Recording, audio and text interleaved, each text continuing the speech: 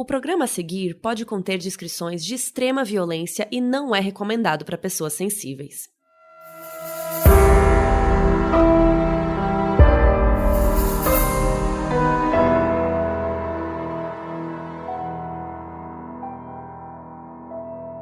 Oi Brasil, aqui é a Carol Moreira.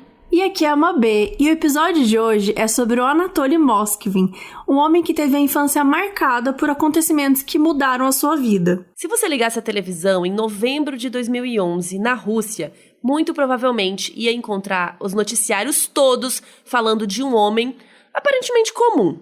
Magro, pouco cabelo, quase calvo, já grisalho, com barba rala e olhos claros. De dia, o Anatoly era um jornalista e linguista super respeitado que contribuía para a elite acadêmica da Rússia. De noite, ele estudava a fundo o ocultismo, mitologia celta e formas de fazer com que pessoas voltassem à vida. Hoje, a gente explica por que a imprensa passou a chamar o Anatoly de Senhor das Múmias.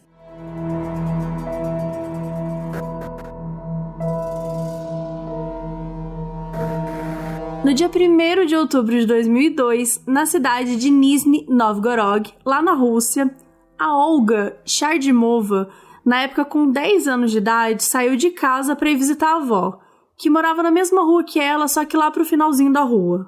A Olga era uma criança loirinha, branquinha e estava usando botas verdes e uma mochilinha azul, parecia uma bonequinha. E ela falou pra mãe que ela já era grandinha, que ela dava conta de ir até a casa da avó dela sozinha, porque ficava na mesma rua. Mas, infelizmente, um cara drogado encurralou ela assim que ela saiu do prédio, roubou os brincos e, por ela ter tentado escapar, bateu na cabeça dela com um pedaço de metal. E ela morreu na hora. E no dia 2, no dia seguinte, os pais, Natália e Igor, a enterraram. No dia 7 de maio de 2003, a Natália começou a pintar uma cerca no túmulo da filha, e ela deixou alguns arranjos de flores. No dia 8, quando eles voltaram para finalizar o trabalho, perceberam que alguém tinha mexido lá, porque um dos arranjos tinha sumido. Para Natália, esse foi o momento que ela começou a ficar quase com medo do que esperar, assim, toda vez que ela ia visitar o túmulo da filha.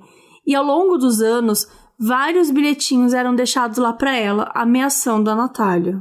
Coisas como: se você não construir para ela o monumento que ela merece, nós vamos desenterrá-la.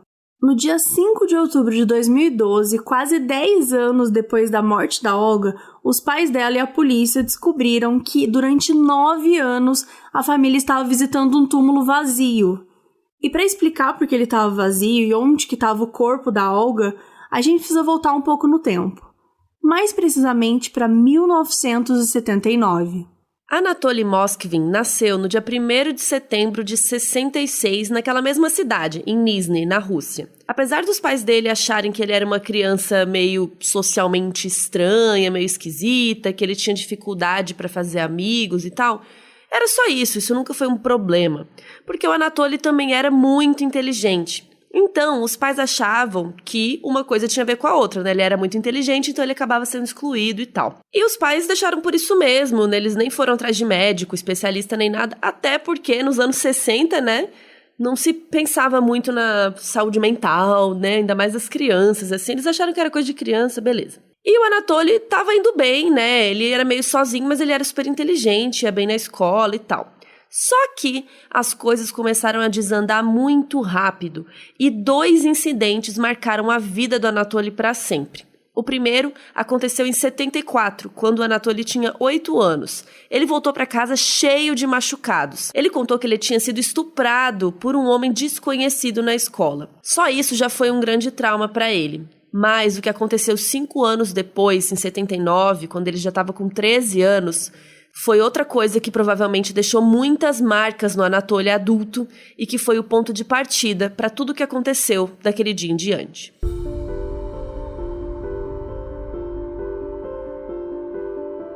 Era comum nas escolas na Rússia que as crianças saíssem de tempo em tempo para fazer uns trabalhos voluntários que funcionavam tipo uns joguinhos. Nesse joguinho, as crianças eram supervisionadas por um adulto enquanto recolhiam papéis na rua e aí quem coletava mais papéis ganhava. E por ser um jogo, as crianças às vezes se empolgavam, saía de vista do adulto e meio que se perdiam, só que elas logo voltavam, vida que segue normal. Foi numa dessas que no dia 4 de março de 79, o Anatoly, que tinha 13 anos, se perdeu e foi parar no quintal da família Petrova, onde estava acontecendo o funeral da pequena Natasha de 11 anos. Ela tinha ido tomar banho, foi pegar uma toalha e acabou esbarrando num fio solto e morreu eletrocutada. O Anatoly sabia que não podia estar naquele quintal porque era propriedade privada, então ele deu meia volta e saiu de lá para reencontrar a turma. Só que antes dele sair de lá, um cara puxou ele, pegou ele pelo ombro e falou que ele tinha que beijar o rosto da Natasha. Gente, ela tava morta. Da morta. E é óbvio que ele foi forçado a isso, né? As pessoas ficaram meio que empurrando a cabeça dele em direção à cabeça da menina morta lá. Socorro. E aí ele teve que beijar a bochecha dela várias vezes. Ele contou que na primeira vez foi meio estranho, mas que depois ele já meio que se acostumou. E ele também disse que a mãe da Natasha, sabe Deus lá por quê, tinha um par de anéis de cobre na mão dela. E aí ela colocou um anel no dedo anelar da Natasha. O anelar é aquele dedo de aliança, sabe? E o outro anel no dedo do Anatoly. E ela disse que a partir daquele dia, eles estavam casados. Gente, sério, que tour foi essa? O cara caiu no quintal e de repente... Cara, né? Ele tinha 12 anos. Ele caiu no quintal e de repente ele casou com uma morta. Nossa, que horror. Gente, essa galera é louca. Devia ser algum ritual esquisito que eles estavam fazendo. Total. E aí a mulher deu pro Anatoly uma cesta de frutas. Fez ele prometer que não ia contar aquilo pra ninguém por pelo menos 40 dias. Tipo, uma data completamente aleatória. E ainda deu algumas moedas pra ele. Gente, what the fuck? O que rolou? O que aconteceu aqui? E aí ele saiu da casa da família e tal, e aí ele foi, né, foi andando e tal, e quando ele tava longe o suficiente, ele jogou as frutas fora e vazou. E aí ele gastou o dinheiro nas moedinhas com um livrinho, um livro sobre animais. Era estranho? Sim, bastante. Muito. Mas vai ficar muito pior.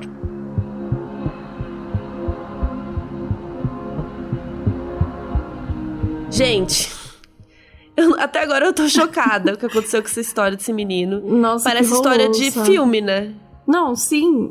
E falando em filme, o Telecine convidou a gente pra fazer o que a gente mais gosta, que é indicar conteúdos pra vocês. Ó, pega essa transição, gente, ó. Ninguém segura mais esses publis aqui do Modus. Mas, gente, sim, o Telecine fez um convite muito legal e a gente vai indicar pra vocês 3 filmes, se a gente conseguir se segurar, né? Porque eu amo, eu vou embora, eu vou começar a falar aqui, eu vou começar a indicar um atrás do outro. O Telecine tem mais de 2.000 filmes, então assim, se você senta agora aí, gente, põe um filme, e se você assistir um filme por dia a partir de hoje, você vai ter programação pelos próximos 5 anos. Aquelas.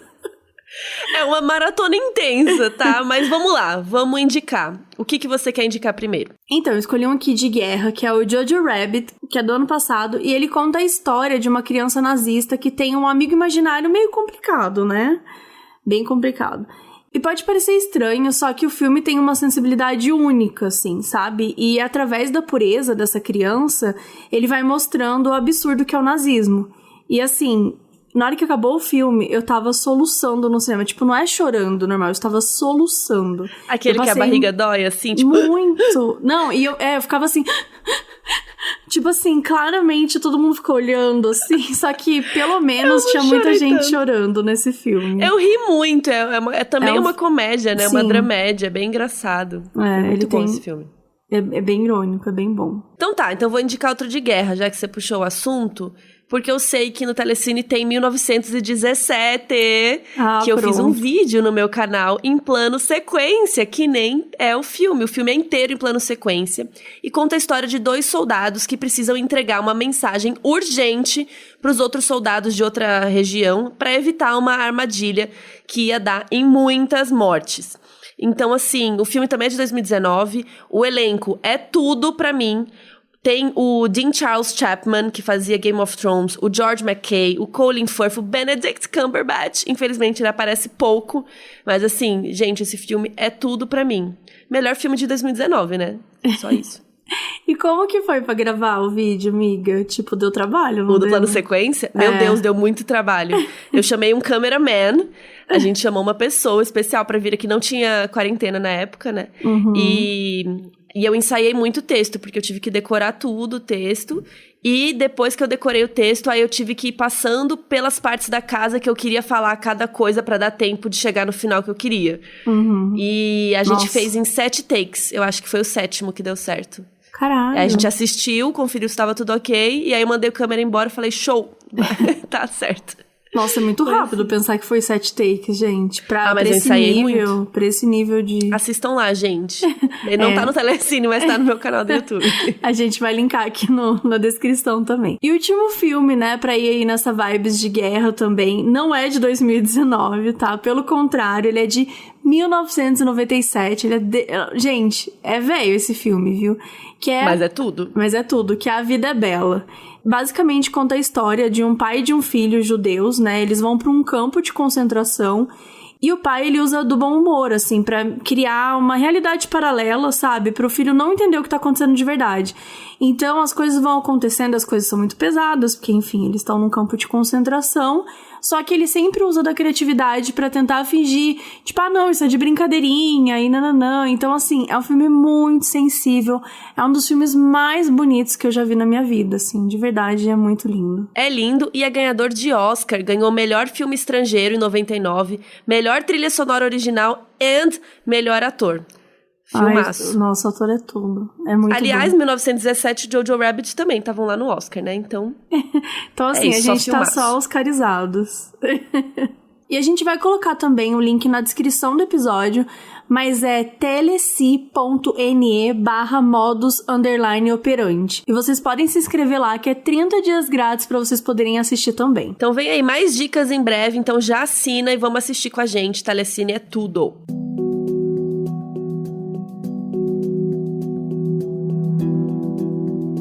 Bom, voltando aí pro beijo estranho, né? Pro beijo um pouquinho estranho.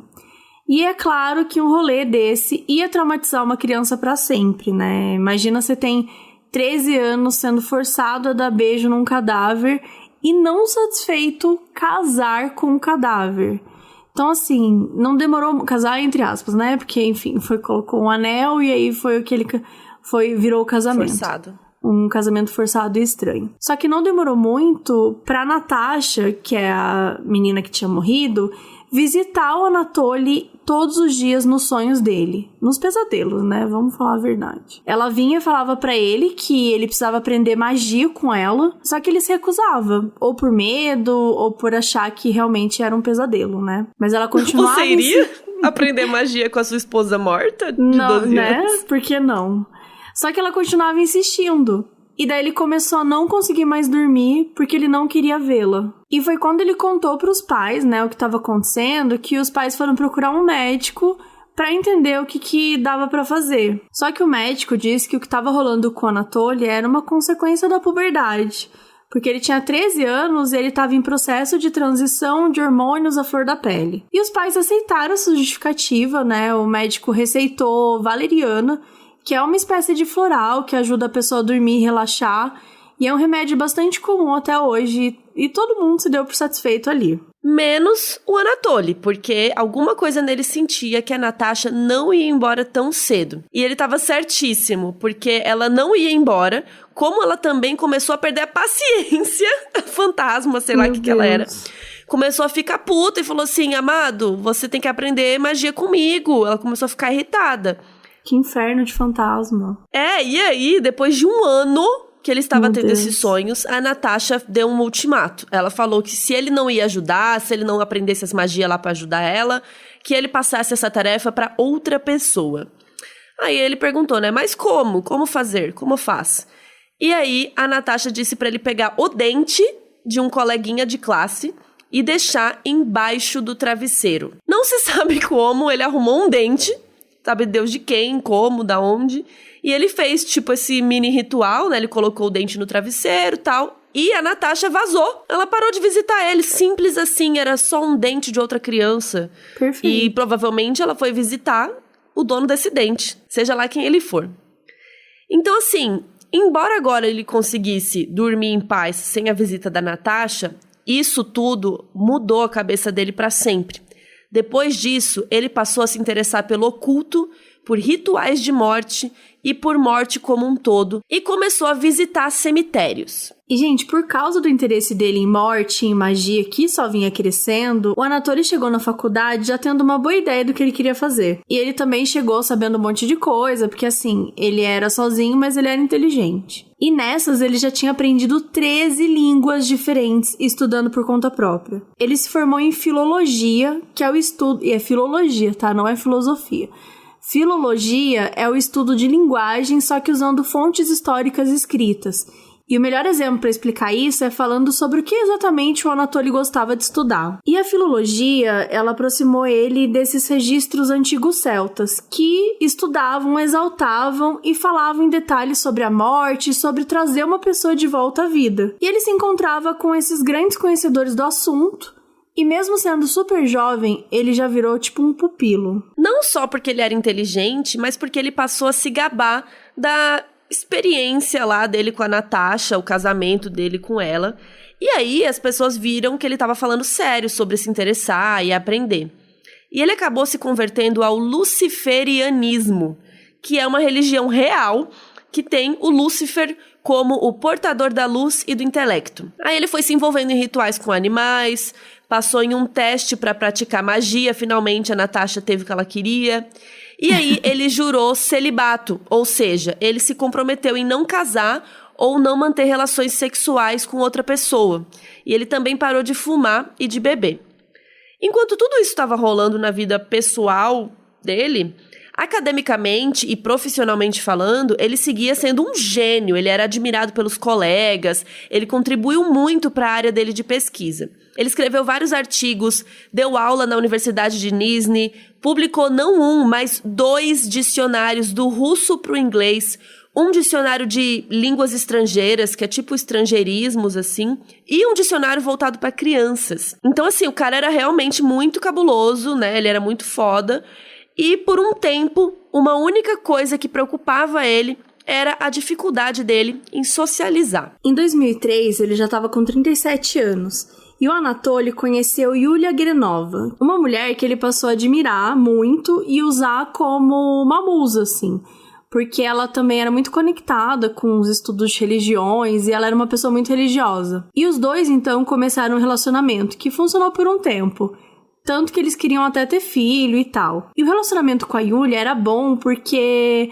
pra vida social do Anatoly, né? Que agora ele começava a se relacionar com outras pessoas, ele via mais gente e tal. E como ele tinha escolhido o celibato, né? Eles dois não poderiam ter filhos biológicos, porque eles não podiam transar, no caso.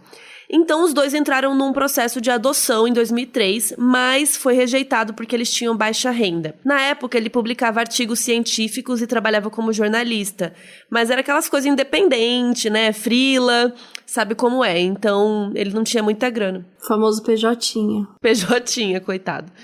Então, depois dessa tentativa de adoção frustrada e das dificuldades financeiras, os dois acabaram se separando. Gente, vocês estão gostando desse episódio? Eu tô, e você?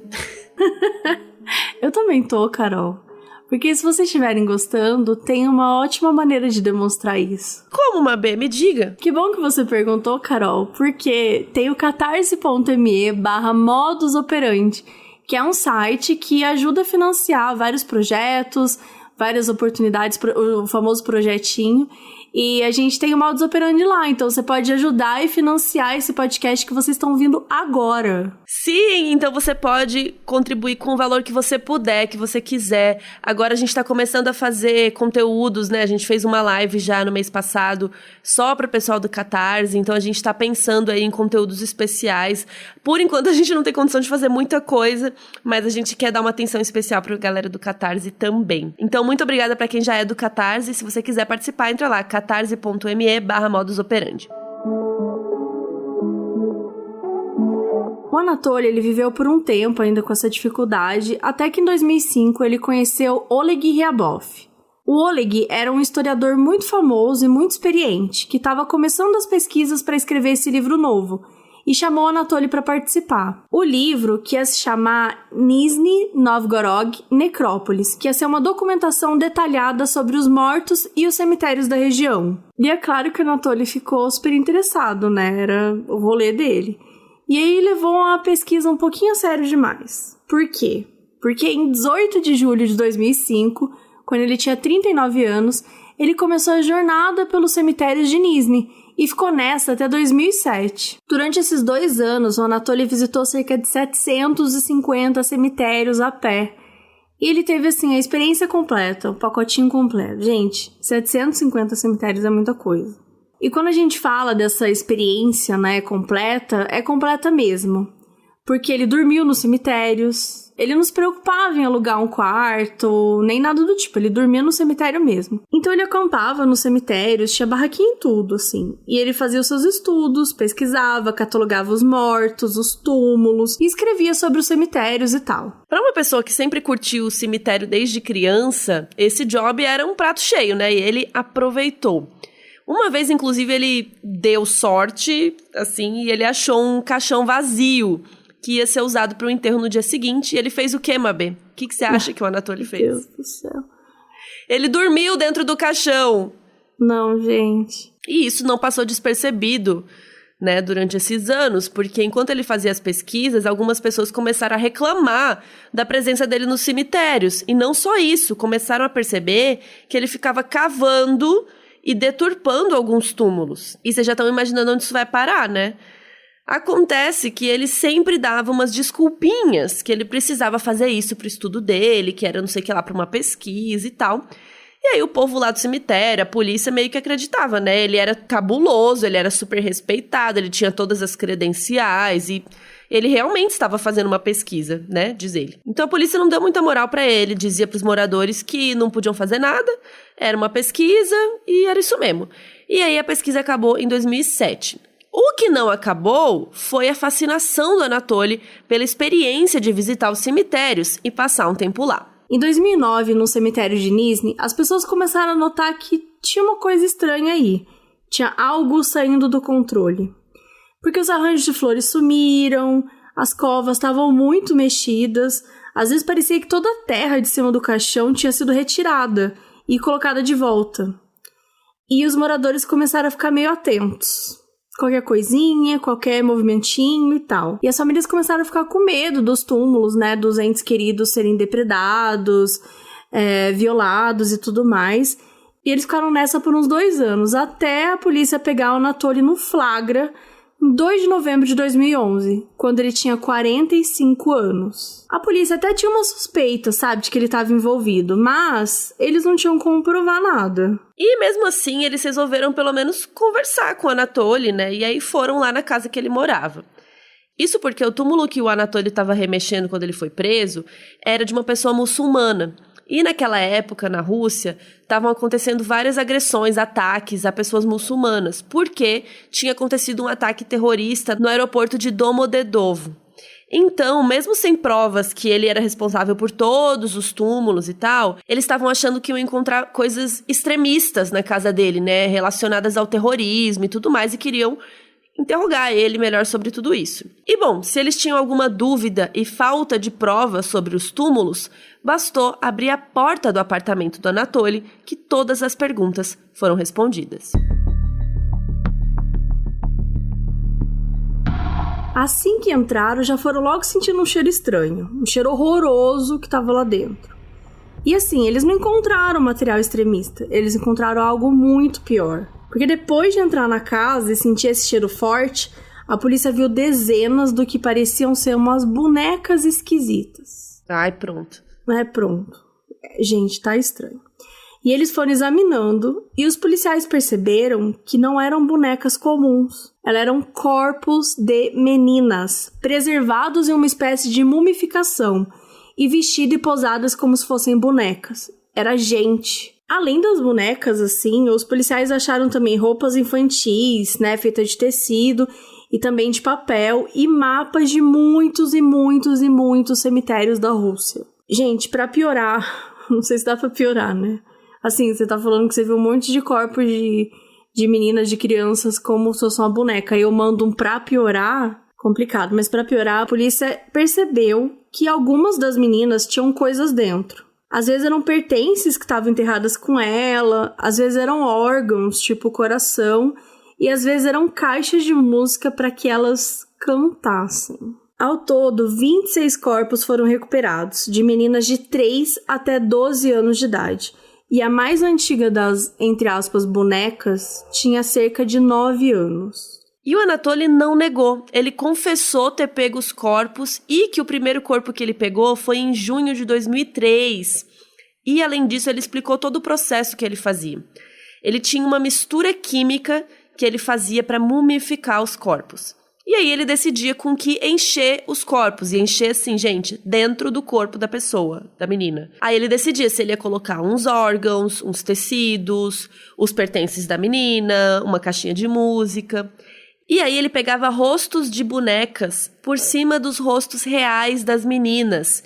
E às vezes ele colocava até olhos de acrílico. E como ele sabia a data de nascimento delas, porque fica escrito no túmulo, ele comemorava o aniversário de todas elas.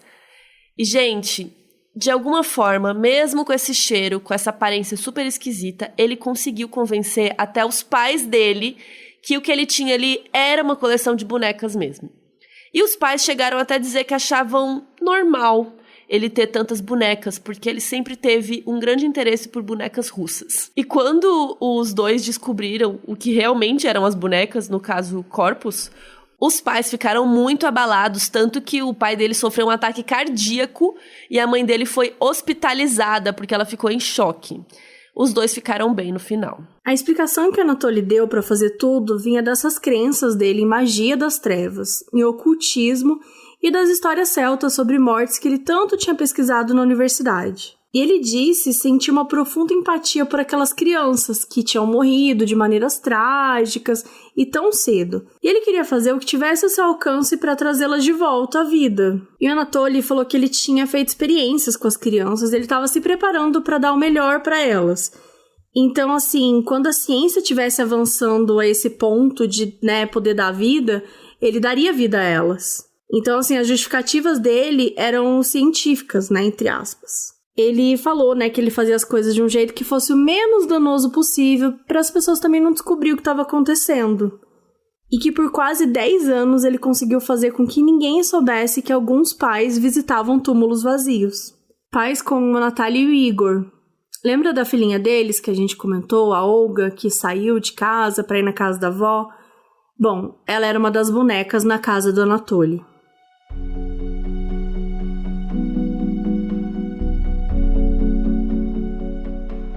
Mesmo ele não tendo matado ninguém, o que ele fez era obviamente ilegal e ele sabia que era. Apesar disso, ele não conseguia parar, porque ele dizia que as crianças chamavam por ele. Ele recebeu 44 acusações, entre elas perturbação de cadáver, mutilação de cadáver, abuso de covas e vandalismo. O Anatoly chegou a ser condenado a cumprir 5 anos de prisão só, mas não demorou muito até que os médicos o considerassem oficialmente que ele era instável mentalmente. Uma avaliação psiquiátrica feita em setembro de 2003 determinou que ele sofria de esquizofrenia paranoica e a sentença mudou de uma prisão comum para uma internação compulsória em uma clínica.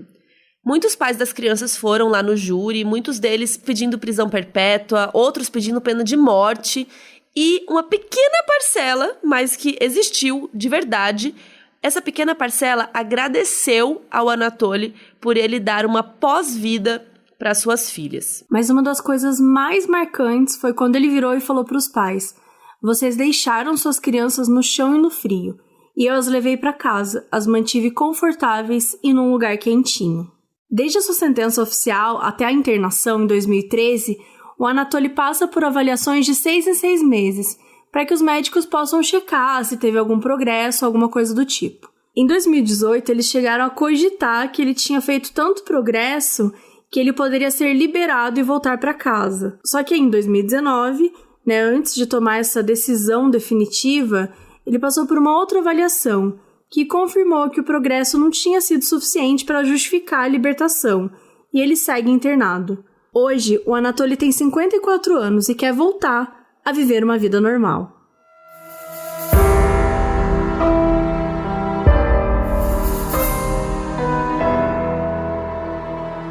Esse episódio foi pedido por Bruna Lima, escrito por Dudu Saldanha e apresentado por Mabê Bonafé e Carol Moreira.